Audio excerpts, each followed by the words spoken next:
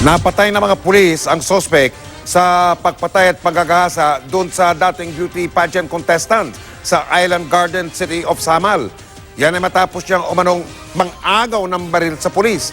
Nakatutok si Real Soroche ng GMA Davao. Pasado las 4 ng madaling araw kanina, inilabas ng kulungan para dalhin di umano sa ospital si Elvin Huna, sospek sa panggahasa at pagpatay sa college student na si Kimberly Autida. Nagrereklamo raw ng pananakit ng tiyan, pero nang malapit na sa ospital, natanggal umano ni Huna ang isa sa kanyang posas at inagaw ang baril ng isang pulis.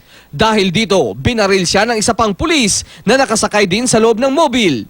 Dead on arrival si Huna dahil sa tama ng bala sa ulo.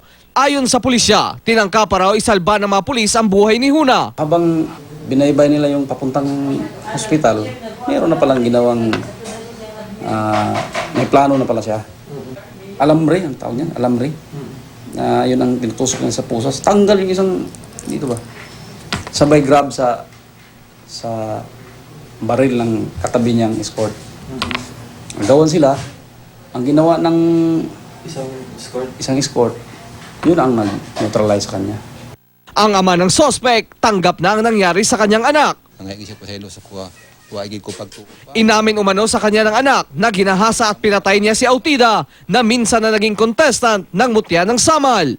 Nitong Merkules lang nang matagpuan ang bangkay ni Autida sa Upper Ilib, Barangay Adicor, Kaputian, Island Garden City of Samal. Unang itinanggi sa GMA News ni Huna ang paratang na imbitahan siya ng mga pulis.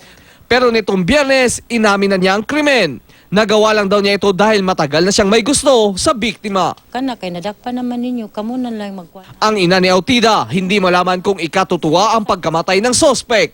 Pero hustisya lang ang kanyang hiling para sa anak.